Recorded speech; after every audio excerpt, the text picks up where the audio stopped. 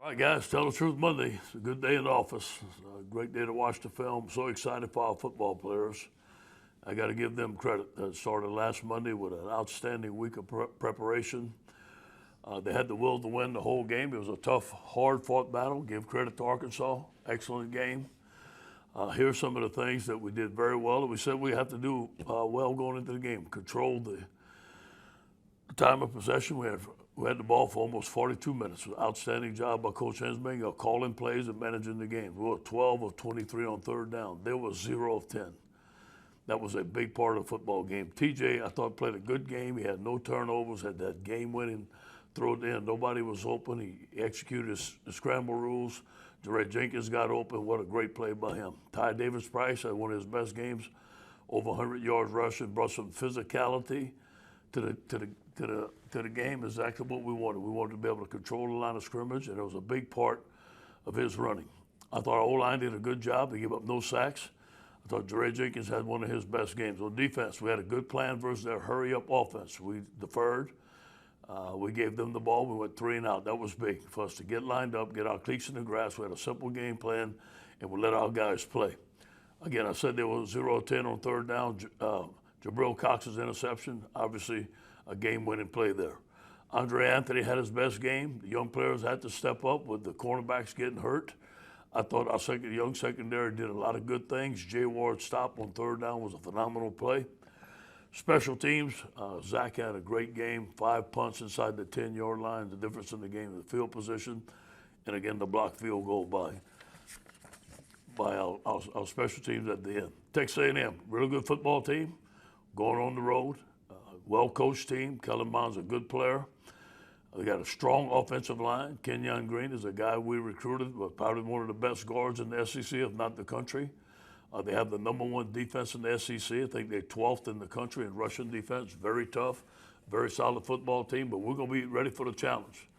It's going to be kind of a short week. Our players are going to go home for Thanksgiving. We have an early practice on Thursday morning, then come back on Friday and get ready to go to Texas A&M. Any questions? Hey Ed, how often this year, I mean, in comparison to last year, do offenses try and, run those rub routes, picking your secondary? It seems like y'all got better at that against Arkansas. Is that something people have kind of honed in on this year? Yeah, sure. Yeah. When you're playing man coverage, you're going to get that. And Bulls work very hard against, some of our defenses are part man, part zone. It all depends on the formation. But when you get a slot like that and you get 2 guys rubbing you, it's going to be hard. And we got better at it. We gave the first one the touchdowns, the rub route. You got to put them on different levels. You got to make adjustments and maybe help with a safety on top. And it seems like Micah Baskerville played well in those situations too. I mean, week to week, has he kind of earned his spot there? And what did you see from him in Arkansas? Yeah, he's able to key and diagnose. Michael was the 5A Player of the Year at Evangel High School. That's why I recruited him. An excellent player in high school. When he first came here, was having a good year. As a freshman, showed us that he can key and diagnose. He fits in well in Coach Pelini's scheme. He gets to the football. He's a tremendous young man. Hey, Coach. Paul Boran from Cox Sports Television. We always hear the expression that losing hurts worse than winning feels good. But I imagine after 3 weeks, winning felt pretty good on Saturday. Yeah, it did. I was excited for the coaching staff. I was excited for our players, our team, the LSU fans. And again, it took everything we had to beat Arkansas, and we did it. And hopefully it's a springboard for us to have a great end to the season and start with Texas A&M. Hey, Coach. Shea Dixon with 24/7. You said before the season you thought Andre Anthony would be more of a natural fit playing in a 4-3 end. Now he's got, up there in the D-line lead in sacks and tackles. What's sort of been key for him to settle in and now play like he's playing? Playing on the edge, you want your best pass rusher at the right end. Him and BJ play that right end position. He gets a lot of one-on-ones with the offensive tackle coming on the blind side. He's got a nice, what he calls a double hand swipe. One of the tackles for loss, we had a nice stunt on. It was a triple. He was coming around. We ran right into the mesh point, and the quarterback So I think the attacking defensive line is what you're seeing instead of sitting back and reading, getting in the backfield, making plays, and he's perfect for that. Hey, Coach, this is Jared Brotman with the Reveille. We've seen in years past, and even this year as well, in Texas A&M games where there is defensive pressure on Kellen Mond. He's struggled in the pocket. How important is it for this team to develop a good pass rush on Monday to make Mond feel? You know what? It makes sense. You know, what you're saying makes a lot of sense.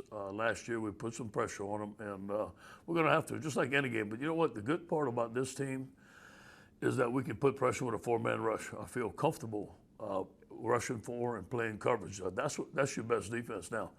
If we have to blitz them, we have to put some pressure on. The Bull has a bunch of blitzes, but I think the first thing that we need to do is be able to rush with four. Hey, Coach, this is Josh Sidley with Louisiana Gridiron Football. Just going back to that pass rush, A&M comes into the game allowing only 2 sacks this year. Is this a game where you lean heavily on that pass rush and get more pressure from different angles, try to get more pressure on Kellen Mond? Yeah, we have to. He gets rid of the ball quick. There's a lot of play action pass. But you know what? You know, I don't know much about them only giving up 2 sacks. I know that already. I don't know why I didn't study them that much. But I do believe we can put pressure on him. Now, Kellen's he's a dual threat quarterback. He can avoid a rush and run the football, much like Felipe Franz did last week. We're going to have to be able to contain him. Hey, Ed, do you now have a few days later an update on Derek Stingley? How's he doing? What's his status? Yeah, Derek's going to practice today. He's going to be in a gold jersey. He looks like he's going to be okay. I haven't had a final. He's not cleared totally yet, but it looks like he's going to be fine.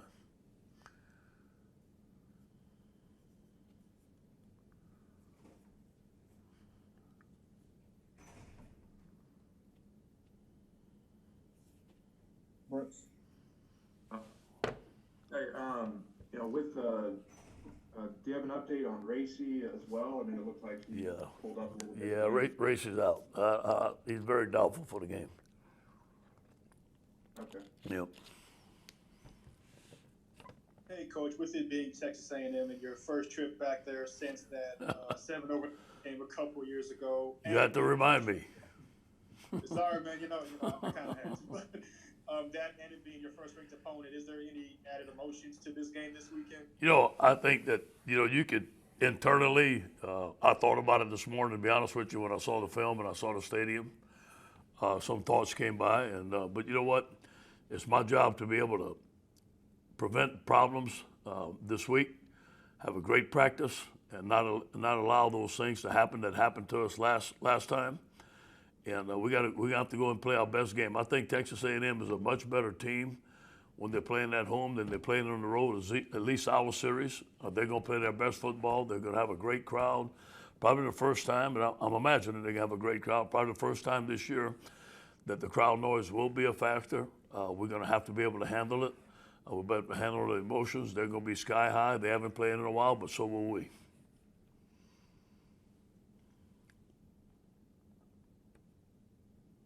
Jacques, your audio is not working. Just FYI. We'll come back to you. Ed? Hey, Coach. Ed here in New Orleans. How much do you think the defense has improved, and do you think that Bo Pelini has steadied that unit, and are you pleased with what you see on that side of the ball recently? Yeah, all I'm pleased is the way we played for most of the game against Arkansas. I thought that we had our cleats in the grass.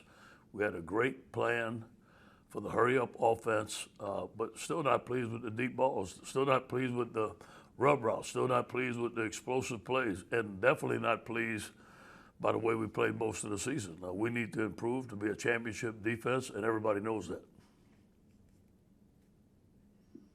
Hey, Coach. Obviously, Texas A&M comes in with a pretty high-powered rushing attack, and you guys did, showed some strides last weekend against Arkansas in that area.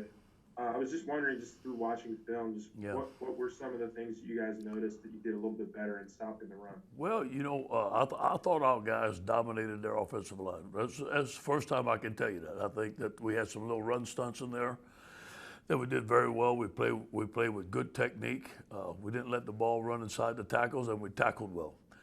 Now, Texas A&M has a great running attack. Spiller is an outstanding player. They have some speed back there. They put different guys back there to run.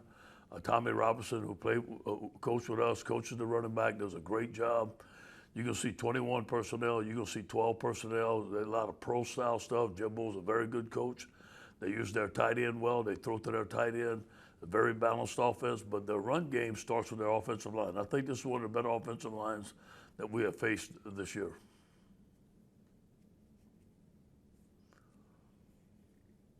Hey, Coach, I don't know if you can hear me, but a couple of quick questions for you.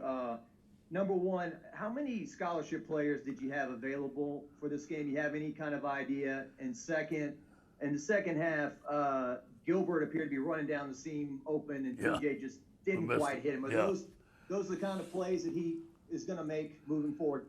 Yeah, well, when I saw him in the hall today, I said, throw it to number 2, okay?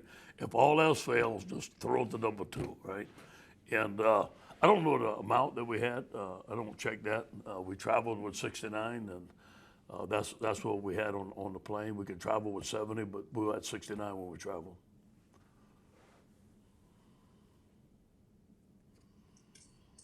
Hey, Coach. Amos Morale from WWL Radio. You mentioned sending the guys home for Thanksgiving, and I was just wondering if you had to preach any extra precautions because of the pandemic and, tell them to be a little more careful this year or anything like that. Yeah, definitely. Go home and have it with your family only. Know who's there. Obviously, don't attend any parties or no big gatherings, but I think, going home with your family is Thanksgiving. I think it'll be fine. We test our guys. They're going to follow all the precautions. Shelley's going to talk to them about leaving, going home, what they should and they shouldn't do. I think we'll be fine. Hey, Coach, this is William with Tiger Rag. I wanted to get your thoughts on the review and the film of Elias Riggs' targeting call. Yeah. And second, who replaces him for the first half on Saturday? Yeah, he did hit him with the head. He hit with the shoulder first, but the head hit. I thought it was targeting, so I got no beef with that. I think it was a good call. We haven't decided who's going to start for him yet. We have to make a decision between Cordell and Jay Ward, and see who's available, and we'll make that decision towards the end of the week. Thank you. All right. Hey, Ed, the SEC did not release any TV times for next week's games. Obviously, it looks like there could be some shuffling in the schedule. How much are you involved or being looped in on any of those decisions? And how do you prepare, knowing that your opponent could change from week to week? Well, the good thing is we knew this season will be very fluid. We're focusing on Texas A&M, but I sure hope that they reschedule the Alabama game. We want to play Alabama. It's a great rivalry, and we look forward to playing them. So if they can fit it in to where we can play Alabama, I'm sure that they're going to do it. We have Alabama, we have Florida, we have Ole Miss left, and those are all some great games, and we're ready to play every one of them.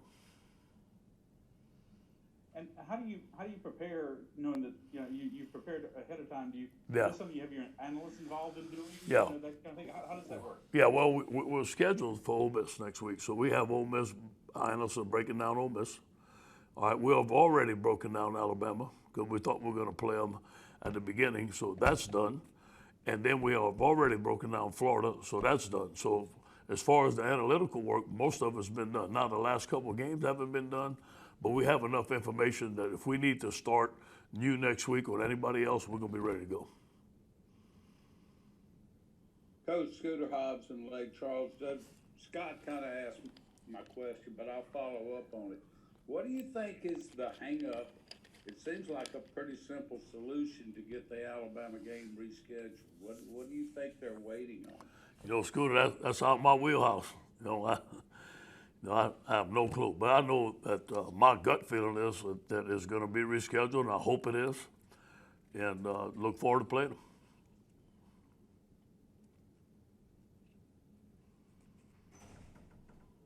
Coach, do you think that your team is maybe starting to grow up a little bit, or can you see that? Because on Saturday it looked like, in a lot of respects, the old LSU. Better defense, running the ball. Do you think this team is maybe starting to to get it, whatever that is? Yeah, it sure looked like it, Ed. It felt like it. And you know, it not only felt like it during the game, it felt like in those 3 weeks of practice. We was embarrassed by our performance at Auburn. I took the blame. We got to get better. We got to practice better. We got better leadership. We got to coach better. And we were not playing like LSU should play. Did we play like an LSU football team? We looked at it. At some time, we looked like an LSU football team, but we still have ways to go. But we have some young players that are believing and hopefully making the play, the last play of the game, gave our guys some belief and some confidence to fight through that they can win.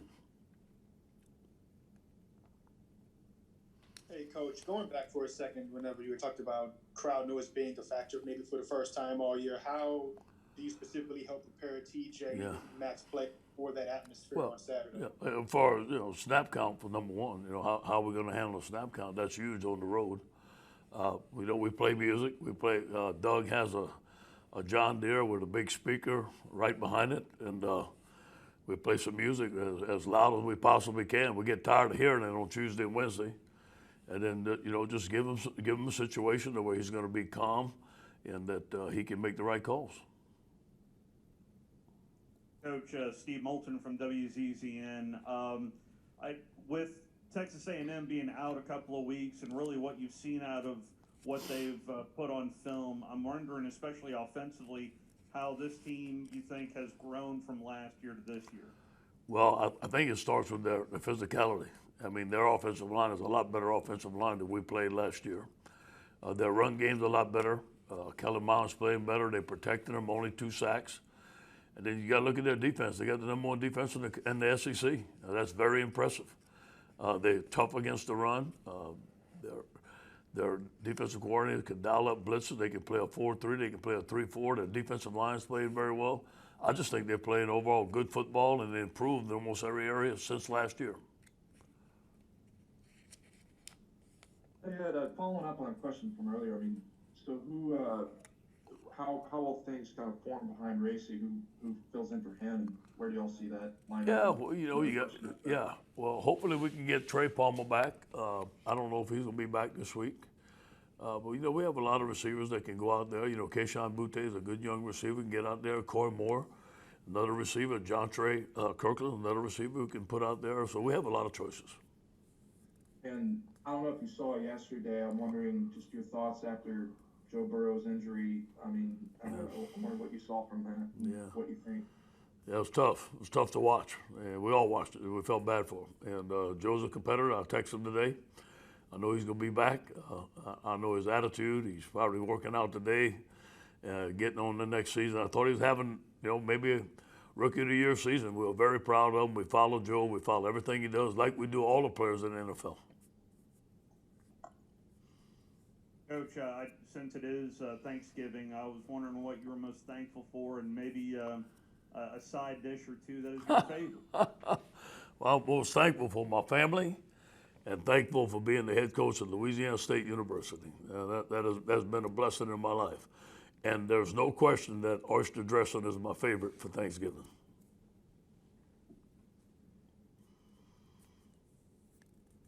Hey, Coach, what's the latest on Miles Brennan? What's he going through, or what might the near future be for him and his? Yeah, we still haven't made a decision. It doesn't look like he's going to play. We still haven't made a decision on the operation if it's best to do it now. Jack is handling that with his parents and the doctors, and it's just not clear cut right now. So it's still probably status quo, but he's definitely not playing this week. Thank you, Coach. Thank you, guys. Go Tigers.